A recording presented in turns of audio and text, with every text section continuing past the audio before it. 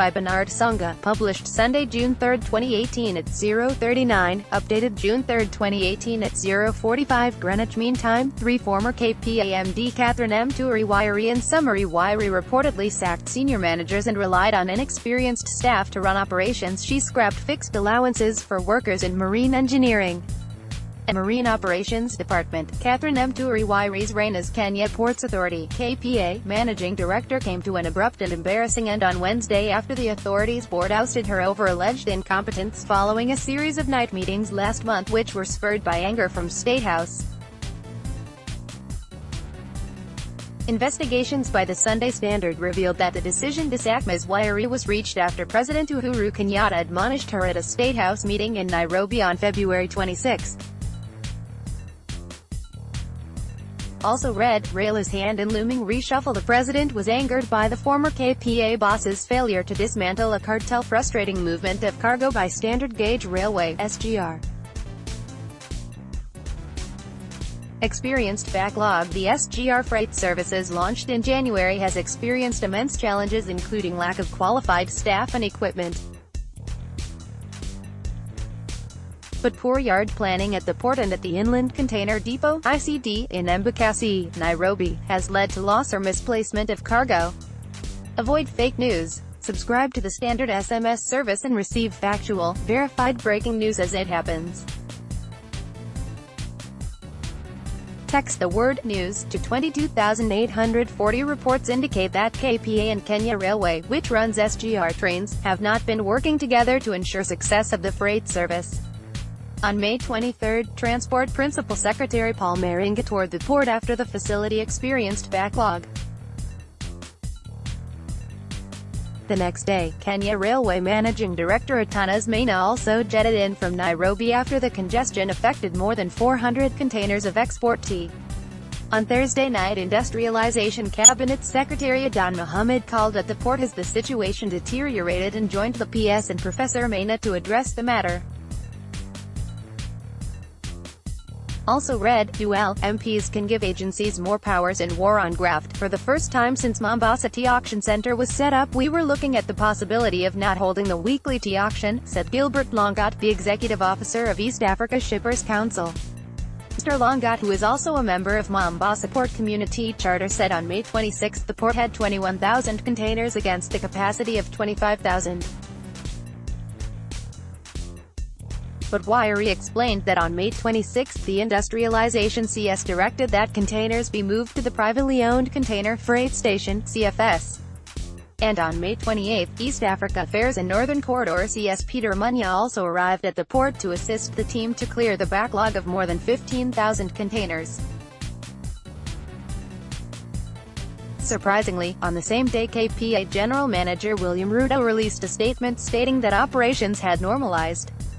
2 days later, Wairi walked into a special board meeting optimistic that the congestion would be solved.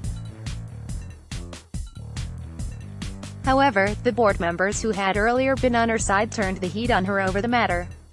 Mandates be explained. Also read, jeers and cheers over oil revenue share plan. During the stormy board meeting, the former KPA boss reportedly claimed she was frustrated by other state agencies operating in the port like the SGR, and walked out in protest after refusing to resign. The board members unanimously agreed to send her on compulsory leave, effectively ending her career at the port. She said KPA was taking all the blame while Kenya Railways Corporation (KRC) took a backseat. Wairi added that KPA had even loaned equipment to KRC to load wagons, but the railway yards were empty. She accused KRC for not marketing the SGR.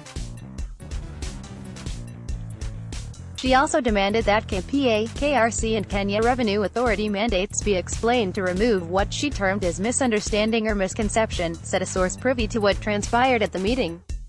The former KPA boss also blamed the media for reporting falsehoods that indicated chronic congestion at the port.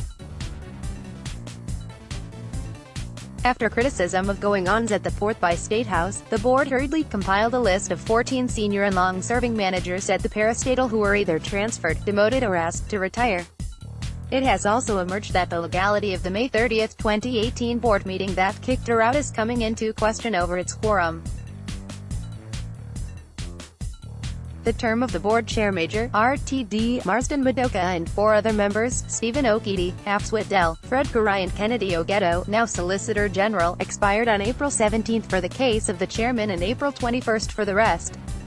Despite his term having expired, Mr. Ogeto attended the KPA board meeting but as a surprise alternate to Attorney General Kahara Kariuki. Bona fide alternate to the AG is Mr. Alex Mbuvi, a Deputy Chief State Counsel in the AG's office. A similar breach obtained in the case of the designate alternate director for the Treasury Esther Koimet. Her place in the meeting that kicked out Wairi was taken by Mr. Humphrey Muhu. For the Kenya Railways slot, MDA Thanas Maina did not attend but he sent Mr. Maxwell Megach with a letter dated same day. Also read, poor road, broken bridge that threatened Kenya's first crude oil flow. For an alternate director to attend a board meeting, the concerned entity needs to be alerted at least 7 days in advance. Only the term of 2 KPA directors is yet to expire, that of Mr. Valentine Mwakamba, who was appointed on December 4, 2017, and Mr. Michael Maina, son of Maina Kamanda, who was appointed on December 4, 2015. Analysts say the demotion or transfer of experienced managers by Wairi when she took over at KPA saw her reign marked by war of survival. She relied on relatively young, inexperienced workforce to run the facility that serves the whole region. Some employees told Sunday Standard that the ousted MD was aloof and during her reign employees' welfare, especially those in management or job group HM4 and above, worsened. In July last year, KPA scrapped fixed allowances, which was in place for 17 years for workers in Marine Engineering and Marine Operations Department who are key in the operation of the port. Currently, there is a case in court to challenge the decision to scrap the allowance that employees say has demoralized gantry crane operators at the port, leading to low productivity. According to employees who sought anonymity, gantry operators were paid Shish 45,000 allowance while their colleges at the Marine Engineering were paid a risk allowance of up to Shish 60,000. For some employees her sacking was a relief. The only time she visited the terminal was when the president was touring the facility, said an employee who visited our Mombasa offices. Also read, it's lie detectors for procurement officers. Critics, however, believe Wairi is a victim of circumstances, and could be facing sabotage from powerful forces within and outside the port. The proverbial straw that broke the camel's back was in March 2, after Transport CS James Macharia threatened to sack Wairi over inefficiencies of the SGR. Email protected.